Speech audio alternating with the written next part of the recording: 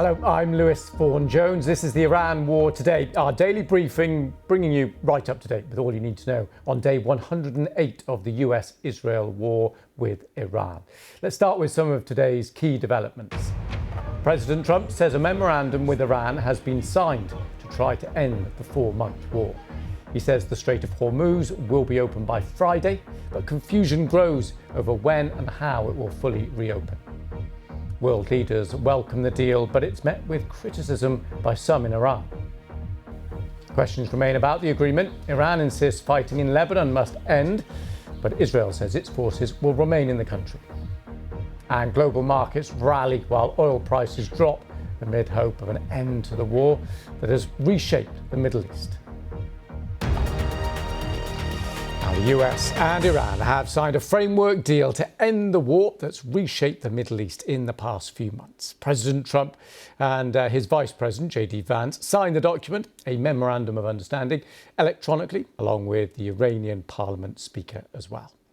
Both Washington and Tehran are casting it as a victory for their sides.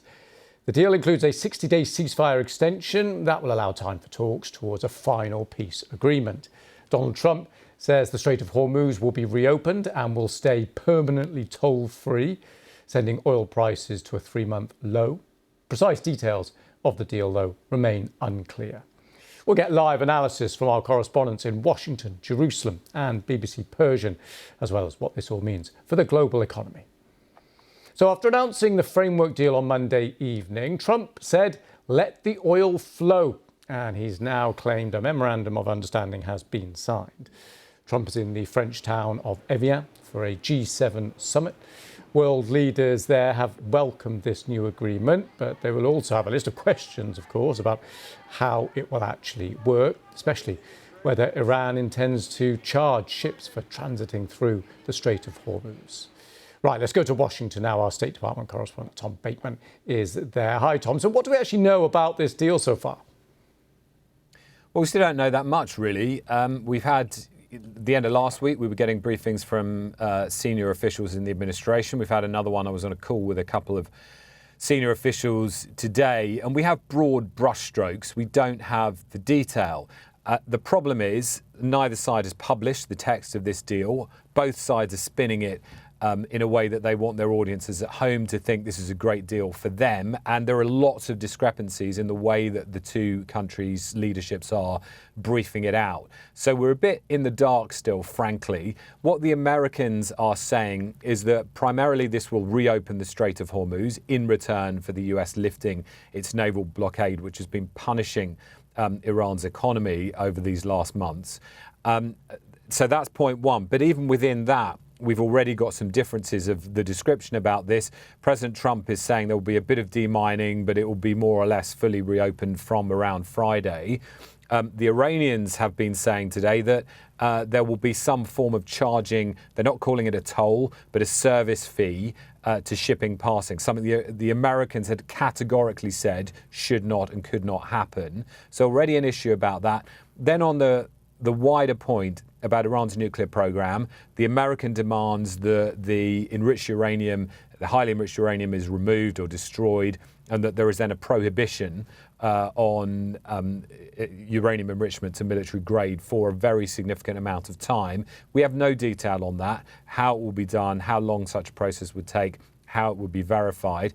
And Iran, of course, is demanding sanctions relief and access to tens of billions of dollars in frozen oil revenues. The Iranians seem to be suggesting that will come quite quickly. The Americans are saying that will be much later in the process, and only if the Iranians do what the Americans demand first on the nuclear issue.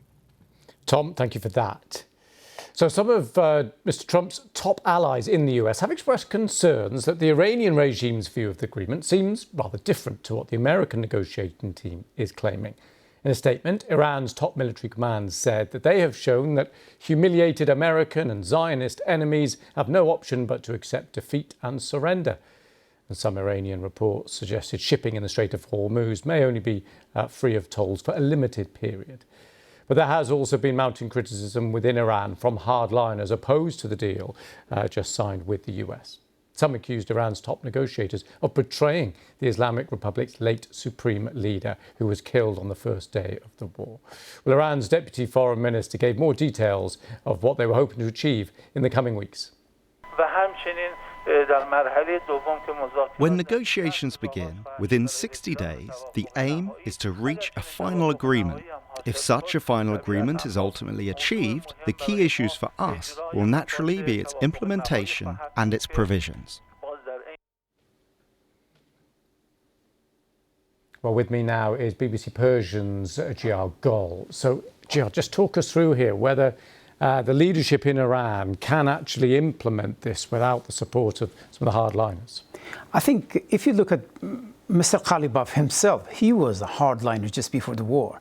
I think the necessity and the economic situation of the country, they have forced even some element within the hardliners to line up behind this negotiation, because they have seen what happened in January. There was a widespread nationwide uprising because of the economic situation and lack of freedom, obviously. But I think at this point of time, most definitely without the blessing of the Iranian leadership, particularly if the supreme leader is able and capable of making this kind of decision, I think it has some sort of blessing from majority of the leadership in Iran. Most of them are hardliner at this point of time. And even President Pezeshkian called this agreement an honorable agreement, which is good for Iranian and beneficial to wider region. But in the same time, he said 90% of Iran Supreme National Security have voted for this memorandum and agreement with the US. I think, but as Tom said, the Iranians said, some of the Iranian commanders say we have defeated them on the front line, and now we have defeated them on the negotiation table. They claim victory, and even they talk about the US have recognized the sovereignty of Iran and Oman over the Strait of Hormuz. And I think this is something, this is a messaging we are hearing differently from the US. And also some agency close to Iran Revolutionary Guards are claiming the US has agreed to $300 billion for reconstruction of Iran, but it's not clear who's going to pay for that. Jiyar, thank you very much for that. Well, Iran insists an end to the fighting in Lebanon is an integral part of the agreement. Hezbollah, the Iran-backed Lebanese militant group, has thanked Tehran and welcomed the deal. But Israel's defense minister says Israeli forces will not withdraw from areas seized in southern Lebanon since the deal was announced. An Israeli drone attack in the southern village of Kfar Tednit targeted a car, subsequently killed the driver. Our correspondent Charlotte Gallagher is in Jerusalem for us now. Charlotte, how has this been received by the Israeli government there? Bluntly, it's being received as a total disaster for Israel. Israel went into this war with two very clear objectives: toppling the regime in Iran and the end of Hezbollah in Lebanon. As you said, they're an Iranian-backed group inside Lebanon. Neither of those things have been achieved, and if anything, commentators say the Iranian regime is stronger than it was before the war. And we heard that in these negotiations between Iran and the US, Israel wasn't there. It wasn't included. And we don't believe they're going to be included in those 60 days of negotiations either. So they're feeling very much left on the outside of this peace deal. And we've heard from various politicians today. Ben Gvir, a far-right minister inside Benjamin Netanyahu's government, he said Israel should not accept this ceasefire. Benny Gantz, an opposition figure, he says this is a diplomatic failure for Israel. So a lot of concern tonight in Israel. We're going to hear, hopefully, from the Prime Minister Benjamin Netanyahu about this. But it's fair to say, Lewis, he is under a lot of pressure right now. Charlotte, thank you very much for that.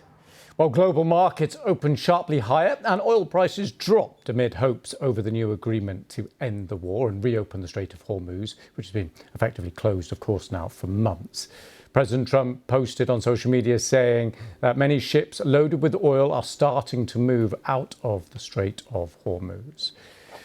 With me is our Deputy Economics Editor, Darshini David, and our Chief International Correspondent, Lisa Doucette. Hello to you both. Thanks for being here. Significant moment this. Darshini, let's start with you. What is the economic impact that we're seeing already here? Well, it's fascinating, isn't it? I mean, for the last few weeks, the markets have been hoping for this peace deal. Now, 39 tries, and they finally got somewhere. What we've seen in recent weeks is the economies around the world showing more resilience than many had thought. And also, some of the concerns had been easing as energy prices eased. Where are we today? Well, we see a new phase now where we should see oil prices perhaps drifting even lower as they start to see signs of things moving in the Strait. Having said that, there is a bit more economic pain stored up because some of the price rises we've seen in recent months still have to work their way through. I'm thinking of things like, fertiliser and food prices, therefore. Those kind of things, we're going to see some more inflation, not as much as previously feared. Where does this leave us? Well, if things go to plan, and we're all still keeping our fingers crossed, of course, we could be in a situation where we're looking at a period of sort of mild economic turbulence this year rather than another crisis. And goodness knows, we don't need another crisis. Indeed. Darshini, thank you very much for that. Lisa, just want to bring you in here. We've talked about how this war has already reshaped the region. How significant a moment is this? How do you try and put that into words? Well, just, picking up on what Darshini said, there was a huge sigh of relief right across the world today because this has been a conflagration with wide-ranging repercussions. Hardly a country is untouched from one part of the globe to the next. But there should be no illusions. This is not a peace deal. This is a framework agreement, a memorandum of understanding. And even now, as you've been hearing on this program, both sides are spinning it differently. We haven't seen the full text yet. And it took them this long just to reach this point to agree to have more extensive negotiations. It's pretty well impossible that they're going to be able to finish this up in 2 months. What we understand is that this will lead to 60 days of negotiations. Any negotiator who's been negotiating with Iran says that's just not, they're going to need more time. They're going to have to deal with the toughest of issues. And just hearing from Israel today, where we're waiting for Prime Minister Netanyahu to speak this evening, but right across the political spectrum in Israel today, they're saying that Israel has to determine its policy when it comes to security, not the United States. And critics, Lisa, have been saying effectively, with the details that are known so far at this moment, the US hasn't moved any further forward. The Iranian nuclear issue is still on the table. The Strait of Hormuz may reopen, but it was open before the conflict. There's a struggle by Donald Trump's critics to see what any benefits have been here. Are there any? Yes, there is a chorus of criticism in the United States among Democrats, but among Republicans too. Like, what was this for? We've been burning through our munitions. Look at how we've spent billions. You said that we would change the regime. The regime is even harder now, and they're getting to the point where they're saying they're comparing what might possibly come out of this agreement with what was achieved in the multilateral deal in 2015 during President Obama's rule. And President Trump, this really stings. He keeps mentioning, I'm going to do something much better than President Obama.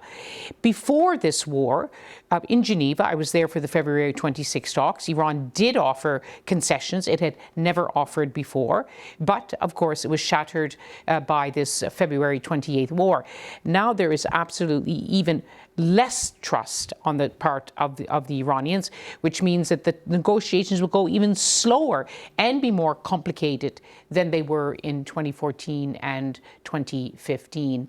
And Iran may not be willing to offer the same concessions as it did before. It does want a deal. But the hardliners are in charge now. And the former leader, Ayatollah Ali Khamenei, was assassinated on the first day of the war. He had a fatwa saying that Iran should not develop a nuclear weapon. He's gone, and that fatwa may be gone too.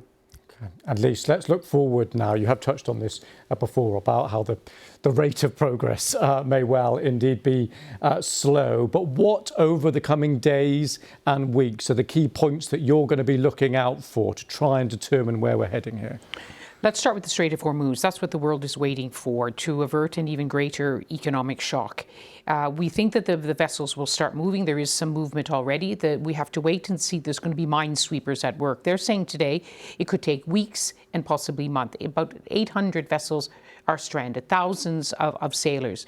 There are conflicting details about whether or not Iran will be able to impose tolls. There was one report in the New York Times that said for a 60-day period there would be no tolls, and then there would be a regional dialogue to discuss how to control the Strait of Hormuz. Iran will not give up. It's some kind of control. Hardliners in Iran say we have to hold on to this strait. We've heard earlier from in this program how President Trump may allow Iran, maybe not tolls, maybe services or something like that. So I think we need to watch and see how are this crucial straits going to be controlled. Then we need to see, is President Trump finally going to appoint people who have knowledge of the nuclear file, experienced diplomats to start proper negotiations? Who will be on that team? Lisa, thank you so much for not only talking us through how we've got here, but also what we're looking out for now in the days and weeks ahead. Now, whether you are joining us here on YouTube, TikTok, Sounds, radio or TV, thank you for your time. We'll be back at the same time tomorrow with the Iran War Today. Bye-bye.